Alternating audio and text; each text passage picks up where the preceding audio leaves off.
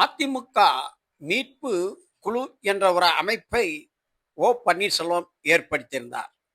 இந்த உரிமை மீட்பு குழுவில் பண்ருட்டி ராமச்சந்திரன், வைத்தியலிங்கம் உட்பட பல்வேறு அதிமுகவின் மூத்த நிர்வாகிகள் கொண்ட இந்த அமைப்பில் பலர் கட்சியை விட்டு மாறி